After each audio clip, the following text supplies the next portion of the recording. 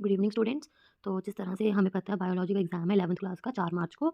तो आपने पैनिक नहीं होना है कि लेंथी है या कुछ भी है। देखो इसके बिल्कुल आसान तरीके से अगर मैं आपको बताऊं, जिन बच्चों को लग रहा है कि हम पूरा मटेरियल नहीं कर सकते, वैसे तो पूरा करना चाहिए, लेकिन जिनको लगता है तो देखो सबसे बड़ी बात होती है कि आपको यूनिट्स में अगर आपको दिख रहे हैं कि 4 चैप्टर है, तो हमेशा आपको 3 ऐसे होने चाहिए कि आपको एक भी इसमें से टॉपिक इस तरह से नहीं होना चाहिए कि आपको नहीं आता है। 3 आपको पूरे के पूरे आने चाहिए, फिर एक आप स्किप कर सकते हो, ठीक है? ये मैं उन बच्चों के लिए कह रही हूँ जो अभी बैठ रहे हैं पढ़ने के लिए, क्योंकि आई नो बहुत से कुछ बच्चे होते हैं लापरवाही करते हैं पूरे साल, लेकिन अब लास्ट में उनको एक साथ सारा कैसे पढ़े, तो पैनिक होकर फिर वो बाकी जो आता है उसको भी नहीं कर पाते हैं। तो मेरी यही सलाह है कि आप हर यूनिट में जितने चैप्टर्स हैं उनमें से एक-एक चैप्टर को स्किप कर सकते हो। मैक्सिमम से आप मैक्सिमम सारा करना पड़ेगा।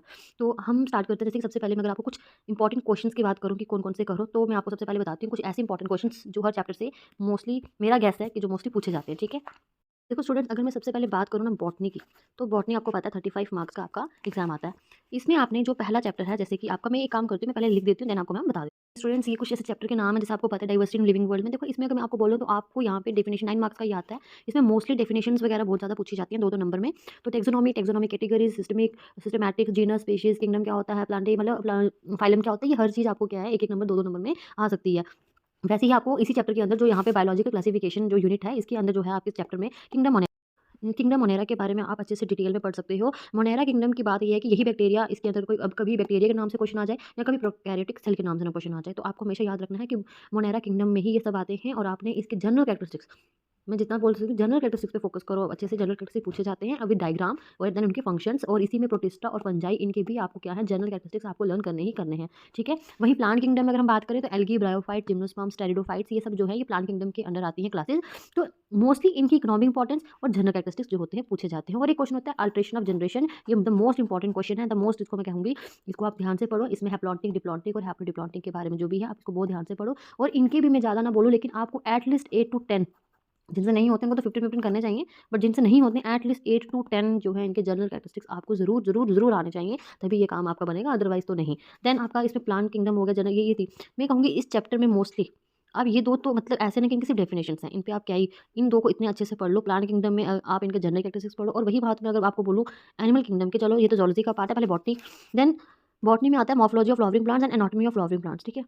ये इनमें से कभी-कभार लॉन्ग में भी आ जाता है, जो सच बात है, इनमें से लॉन्ग आंसर में भी आ जाता है। लॉन्ग आंसर में अगर मैं बात करूँ तो सोलानेशिए फैमिली, ठीक है? कौन-सी फैमिली? सोलानेशिए फैमिली को आप अच्छे से पढ़ लो, ये लॉन्ग आंसर में आ सकता है। ज़्यादा से ज़्यादा इन्फ्लोरेसेंस, अगर इन्फ्लोरेसेंस की बात करें तो इसमें आपको प्रॉपर फ्लावर के बारे में पढ़ना है, फ्लावर के स्ट्रक्चर, फ्लावर के फंक्शन, फ्लावर के पार्ट्स, फ्लावर के स्ट्रक्चर आपको इसको डिटेल में पढ़ना है। और रही बात बॉटनी में, जैसे एनाटॉमी और मॉर्फोलॉजी में, तो अब तो आपका सिलेबस इतना रिड्यूस हो गया है।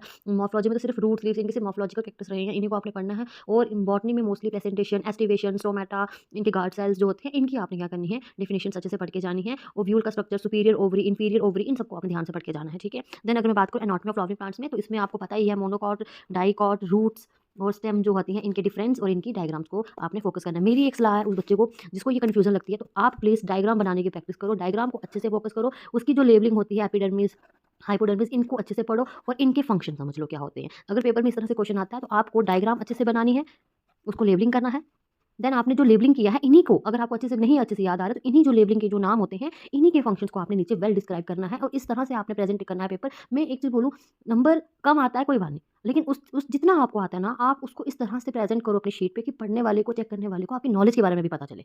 तो मैं इतना बोलूँगी कि फिलॉसफी नहीं लिखनी है पेपर में, जितना पेपर में आता है डायग्राम बनाओ, लेबलिंग करो और लेबलिंग में जो नाम्स हैं उनके स्ट्रक्चर पढ़ो, उनके नेमिंग जो है, उनके फंक्शन पढ़ो और उनको आप डिस्क्राइब कर दो। ये बहुत एक अच्छा तरीका होता है बायो में नंबर लेने का, ठीक है? बात करें अब बॉटनी में, तो मैं अगर लॉन्ग आंसर्स की बात करूँ सबसे पहले, कि लॉन्ग आंसर इनमें आएँगे। अब ये तो मेरे पास पुरानी बुक है, मेरे समय की बुक है, तो मैं आपके, तो अब आपको पता है प्लांट फिजियोलॉजी में सिर्फ़ जो चैप्टर रहे हैं वो ये चैप्टर रहे हैं। यही 3 अब आपके न्यू एनसीईआरटी में हैं। और इसमें मैं आपको एक बात बता देती हूँ, इसमें सबसे अच्छा अगर किसी बच्चे ने स्कोर करना है कि उसका लॉन्ग आंसर ना छूटे, तो मैं एक ही चीज़ बोलूँगी, इन 3 चैप्टर में से एट लीस्ट 2 ऐसे चैप्टर्स हैं जिनको आप रट लो, उनमें से फिर आप एक टॉपिक मिस नहीं कर सकते। ये उन बच्चों के लिए जिनको मुश्किल आएगी, और लेकिन अगर मेरी सलाह है कि आप इसको सारे को कर लो तो वेल एंड गुड, क्योंकि ये 12 मार्क्स का है और इसमें से 2 नंबर, 3 नंबर, 1 मार्क्स के और लॉन्ग आंसर को मोस्टली मोस्टली सबसे ज़्यादा चांसेस होते हैं इसी चैप्टर में आएँगे, बॉटनी में। तो यहाँ पे आपको साइकिल्स, रेस्पिरेशन में भी और प्लांट ग्रोथ में हार्मोन्स के बारे में पढ़ना है। अगर मैं साइकिल्स की बात करूँ तो बच्चों सबसे इंपॉर्टेंट साइकिल्स आपको पता है as usual, glycolysis, crab, electron transport system, C3, C4, photo system, light reaction जो आते हैं, ये ऐसे टॉपिक्स हैं इस चैप्टर में जो मोस्टली बड़े ज़्यादा इंपॉर्टेंट है, आप इसको स्किप नहीं कर सकते। हाँ, इसको लर्न करने का तरीका क्या है कि आपको साइकिल को पूरे पैटर्न से पढ़ना पड़ेगा।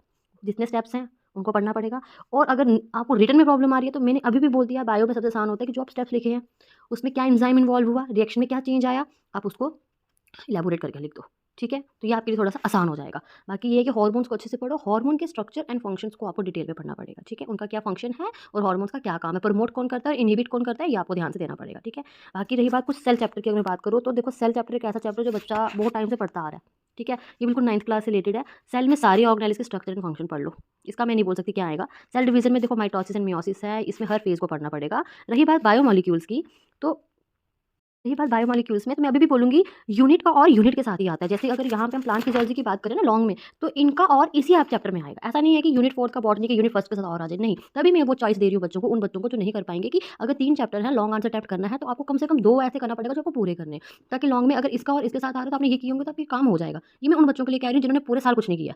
लेकिन जिन्होंने किया है तो उनके लिए मैं कहूँगी प्लीज़ आप सारा ये 3 ऐसे पढ़ के जाओ, इनमें जो इंपॉर्टेंट साइकिल्स हैं उनको तो पढ़ो ही पढ़ो, और इसमें से जितनी भी टर्म्स निकलती हैं टर्मिनोलॉजी पे फोकस करो, क्योंकि आजकल आपको पता है एमसीक्यू आते हैं, टर्म्स को आपको अच्छे से पढ़ना है, ठीक है?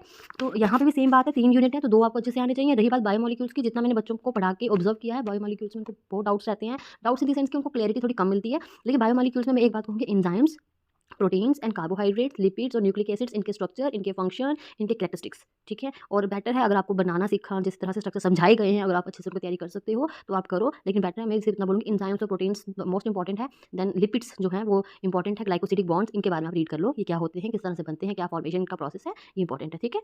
उसके बाद हम बात करेंगे ज़ूलॉजी की। ज़ूलॉजी के पार्ट में human physiology the most important topic, जो पूरी ज़ूलॉजी के अंदर है, ठीक है? इसमें अब आपका जैसे न्यू एनसीईआरटी में ये डाइजेशन नहीं है, बाकी सारे हैं।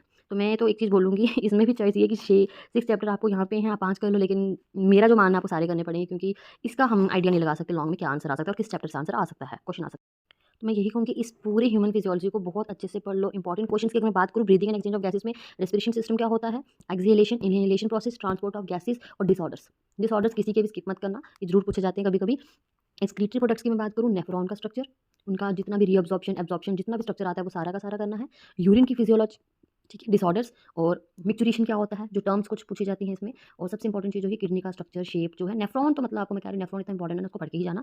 देन आपका बॉडी फ्लूइड सर्कुलेशन में ईसीजी, बड़ा रेयर होता है, कभी पूछते हैं, बट ईसीजी पे फोकस करना। देन हार्ट में डबल सर्कुलेशन और हार्ट की फंक्शनिंग क्या है। देन आपको ब्लड फॉर्म्स जो है, ब्लड के एलिमेंट्स। देन आपको लोकोमोशन एंड मूवमेंट में आप इसमें जितना भी जॉइंट्स वगैरह जो भी आपके स्केलेटल सिस्टम आता है उसके बारे में पढ़ लो, ठीक है? Then neural control, chemical control में हार्मोन्स का सबसे इंपॉर्टेंट चीज़ है कि हार्मोन का रेगुलेशन, स्टीरॉयडल हार्मोन के नाम से भी दूसरा एक और हार्मोन आपका इसमें एक और टॉपिक है। और न्यूरल कंट्रोल में नर्व्स का क्या सिस्टम है, और सबसे इंपॉर्टेंट चीज़ न्यूरॉन का फंक्शन, और न्यूरॉन किस तरह से जनरेट करता है, कंडक्ट करता है इम्पल्सेस को। ये द मोस्ट इंपॉर्टेंट टॉपिक्स हैं इस चैप्टर में, जो आप इनको पढ़ के ही जाने चाहिए। देन सबसे इंपॉर्टेंट है जूलॉजी में और एक पार्ट, ये इसमें भी जूलॉजी और बॉटनी दोनों मिक्स हो जाते हैं। देन इसमें स्ट्रक्चर ऑर्गेनाइजेशन एनिमल्स में, अब तो आपको सबसे इंपॉर्टेंट बात है, इसमें सिर्फ फ्रॉग रहा है और इसमें आप इसमें क्या ही स्किप करोगे। देन इसमें जूलॉजी में एक जो रहा वो रहा एनिमल किंगडम, और एनिमल किंगडम के लिए मैं एक चीज़ बोलूँगी, इनवर्टिब्रेट एंड वर्टिब्रेट्स, कॉर्डेट और इनकॉर्डेट जो भी है, sorry non chordate and Chordata, इनको आप अच्छे से पढ़ लो। सारे फाइलम्स की एट लीस्ट जनरल कैरेक्टरिस्टिक्स कर लो 10-10, जिसमें आप में अगर आपको बोलूँ किस तरह से करने हैं, वो मैं आपको एनिमल किंगडम में ये चीज़ बता सकती हूँ। इसमें आप जनरल कैरेक्टरिस्टिक इस तरह से करो कि आप हैबिटेट से लेके उनका रिप्रोडक्शन, उनका एक्सक्रीशन, उनका nervous system, control, body, germ layer, coelom, हर एक पार्ट को पहले समझो।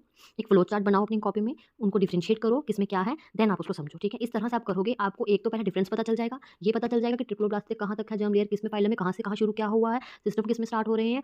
और जो मेरा मानना है, इसमें इंपॉर्टेंट कौन सा फाइलम है वो मैं नहीं बता सकती, क्योंकि हर पेपर में हर समय अलग अलग फाइलम पूछे गए, लाइक पॉरीफिरा, एनेलिडा, एस्केलहेलमिंथिस, तो ये कोई भी आ सकता है, और कॉर्डेटा में भी कुछ भी आ सकता है। तो ये सारे फाइलम्स आपको अच्छे से पढ़ के जाना है। लेकिन इसका करने का तरीका मैं जो बता सकती हूँ वो यही है कि आपको क्लासिफिकेशन के अंडर हर फाइलम को लिखो और उनके मेन पॉइंट्स उठाओ, जर्म लेयर से लेके, सिलोम से लेके, सेगमेंटेशन से लेके, देन आप उनमें डिफरेंस क्रिएट करो कि किस तरह से आप लर्न कर सकते हो। और यही पॉइंट्स आपने 10-10, 15-15 वहाँ पे आपको लिखने हैं, ठीक है? तो आई होप आपको समझ आ गया होगा, शॉर्ट वीडियो है। तो किसी को भी डाउट है, आप कभी भी मुझसे पूछ सकते हो, कोई भी कुछ टॉपिक समझना है दोबारा से, तो I am always there for you. तो बेस्ट ऑफ लक स्टूडेंट्स। तो ये वीडियो मोस्टली उन बच्चों के लिए थी जिन्होंने पूरे साल में जैसे कि होता है लापरवाही की है, तो लेकिन मुझे जितना भरोसा है कि बच्चे करके आएंगे। टफ वाला कुछ नहीं है, कोई भी डाउट है, कुछ भी है, तो आप मुझसे कॉन्टैक्ट पे रह सकते हो। बाकी all the best, good luck.